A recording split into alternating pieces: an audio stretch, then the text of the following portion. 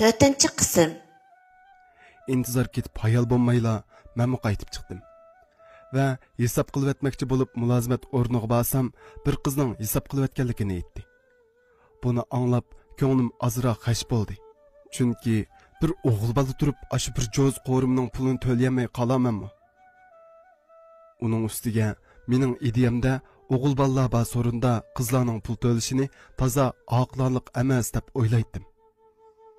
Xayr, bo'libdi. Bu bo'g'ini. Chunki bir jo'z qo'rimiga az deganda mening bir necha kunlik turmush pulim isrof bo'ladi.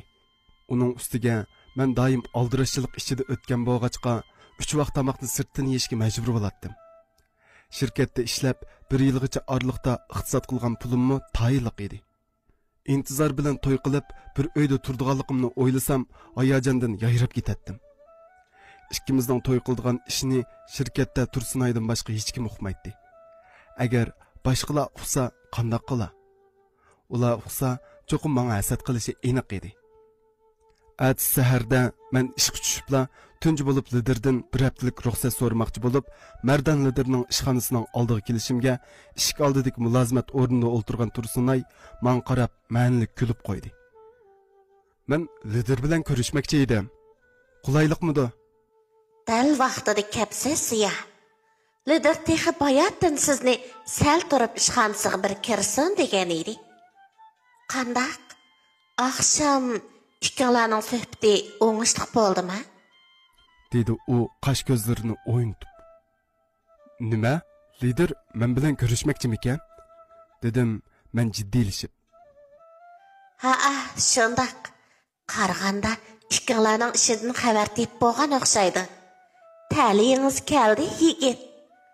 Atugin bizlarni unutib qolmangchimi? Qani kira? U sho'xlik qilib shundoq deguncha meni liderning ishxonasiga boshladi.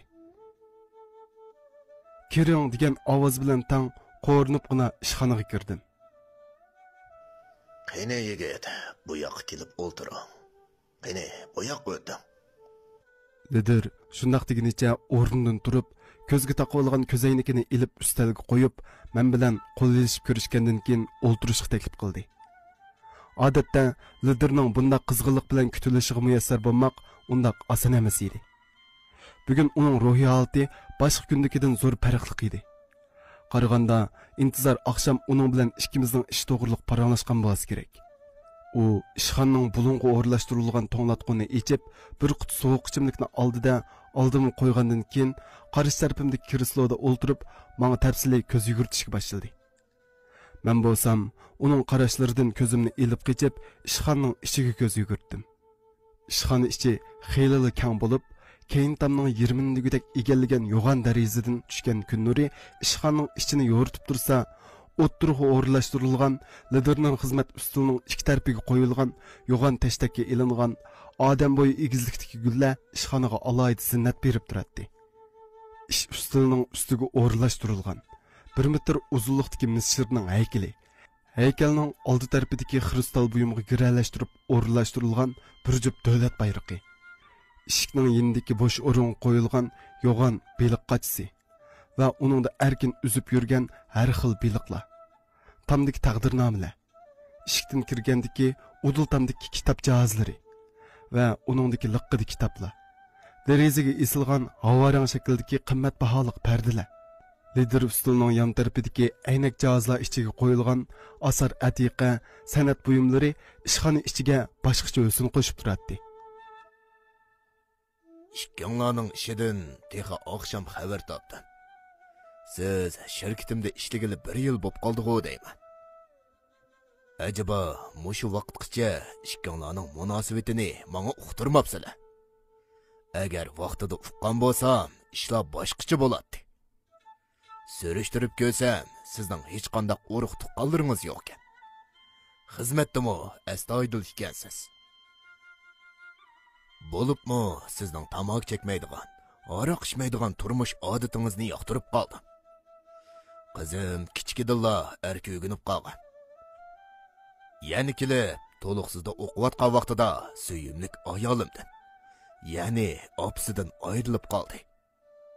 Shuningdan boshlab, u ona mehrsiz cho'ng bo'ldi.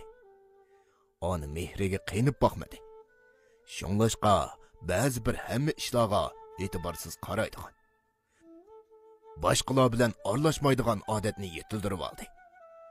Men uni shu peti bir umr to'y qilmay tanho o'tib ketarmikin deb o'ylagan edim. Lekin oqshom uning og'zidan bu gapni anglab haqiqatan xushal bo'ldim. Lekin sizga yana bir gapni deb qo'yay. Agar qizimni mol dunyo uchun yaxshi ko'rgan bo'lsangiz, bu niyatingizdan yenib qoling. Menmo sizni bunda qilmaydi deb o'ylayman. Agar rostilla shundoq niyatingiz bo'lib qolsa, ziyon tortadigan yanili siz. Qizim sizni tanlagan ekan, meningmi ortiq fikrim yo'q. Lider shu gapni qilayotgan vaqtda eshik ichilib, egiz bo'y chochlarini siyriqqa bo'yab, mo'risiga tushirib olgan. Uchsig'i bo'lsa, tiz yirtiq padichilar ishtini bilan Kaltiyang maydisining yerimi ko'rinib turgan gansar kiyib, girimni bo'lishiga qilib olgan 20 necha yoshlar chamisidagi bir qiz kirib keldi. Uning eshikni chekmayli kirgini qaraganda lider bilan alayda munosabati bada qiladi. Tuyuqsiz esimga oldingi kunisi intizorning dadamning sirtdan topgan men bilan tang tush bir qiz bor degan gapi xiyolimdan kechib, balkim shu bo'lishi mumkin deganni o'yladim. Bu siz nimaga keldingiz? Kelishdan burun menga telefon qilib o'ting. Bundaq udulli shirkatga kelmang desam. Mardan lider u qizga gap qilib o'tib, o'ng'aysizlangan holatda menga qaradi. Siz chiqib turing. Shirkatdan sizga bir oylik dam olish beraydi. Qolgan gapni kechda paranglashaylik. Deginicha meni chiqib ketishga oldiratdi. Qaraganda gumonim to'g'ri qiladi. Agar u yiliq qiz bo'lmasa, qandoqsiga bundaq lider ishxonasining ishkini chekmasdan bevosita kira oladi. Men ma'qul, rahmat lider deganimcha o'rnimdan turdim. U qiz bo'lsa, meni mansitmagandek e'tiborsiz qarab qo'yib, chiroyini purishtirdi. Uning ikki bilikidagi yurakka o'qiya sanjiqliq alaydi chekmisi ko'zga tashlanib turadi. Ishdan yanjuqidan qo'lini chiqarmay turishidan. O'yim yoqliq gansarning oldidan xuddi meni nimishqa so'lab qo'yib buruqtim qilsan. Men sirtqi dunyodan nafas olay degandek qafasdan teshig'i chiqishga intilayotgan qush bolalardek bir jup yo'g'on ko'ksi dada boshlamaganning podiqcho'ng, ona boshlamaganning amchikcho'ng degan maqol tamsilining ifodalarini aniq sharhlab turadi. Mardan liderning qandoqsiga bundaq qiz bo'lib qolganligining tigiga yetolmay ishxondan ayrildim. Ishxondan chiqishimga Tursunay mening qo'limdan tortibla yondagi yig'in zaliga boshlab kirdi. Va xuddi bir narsadan hurkib ketgan qushdek atrofga ansizlik bilan qarab qo'yib, boshqalar anglab qolmasin degandek bo'sh ovozda ig'iz ochdi. U qizning kim ekanligini bilamsiz? Yo'q, lekin faraz qildim. U liderning sirtdan. Bo'shroq gap qila. Dedi Tursunay qo'li bilan og'zimni etib olib. Amaliyotda u ikkisining munosabatini biladiganlar chiq emas. Boshda intizor bilan ikkimiz uqatdik. Mana endi siz qo'shildingiz. Bu ishlarni jiq odam uqib ketsa bo'lmaydi. U qizning ismi Saniya.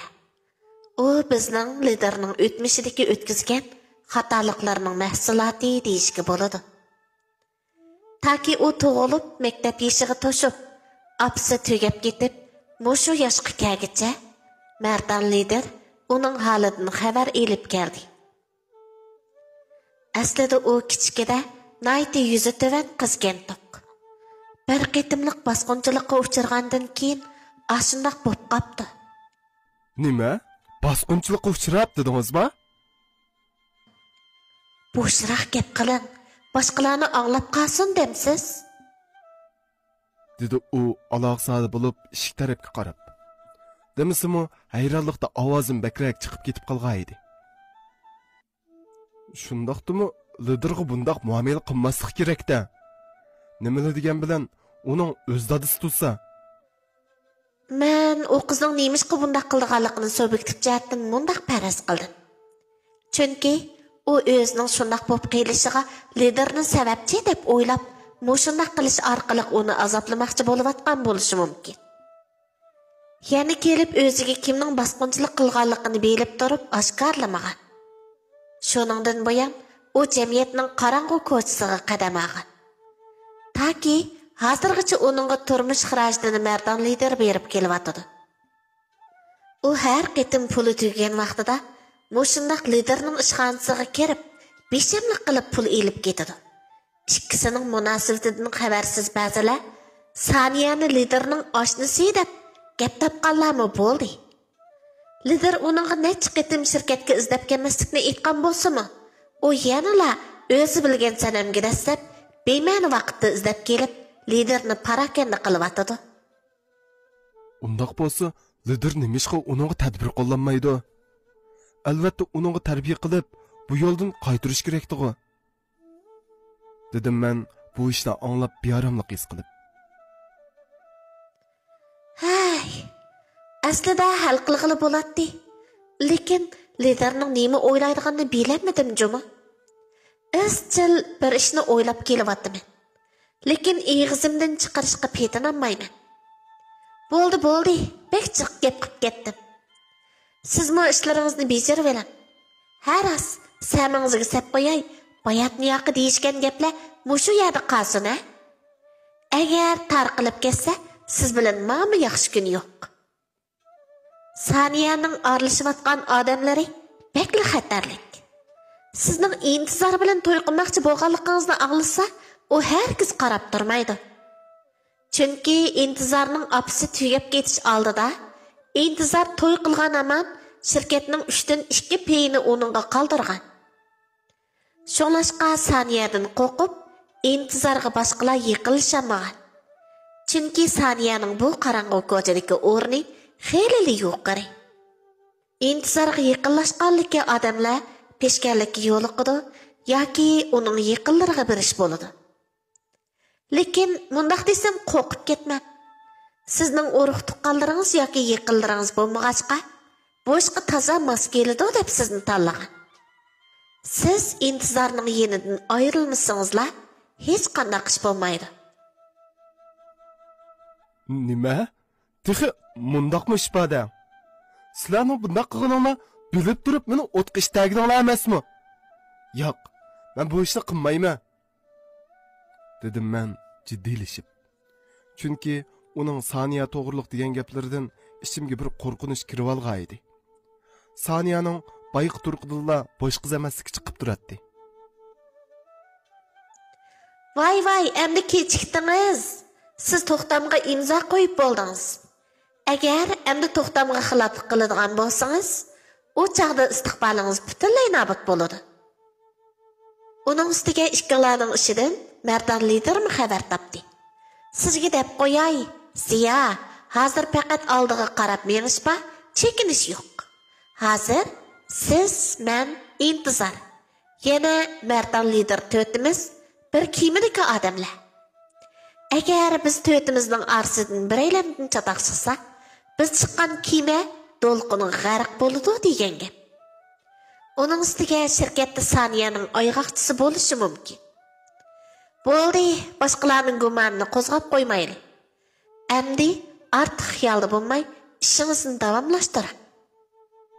Tursunay shundoq deginicha chiqib ketdi.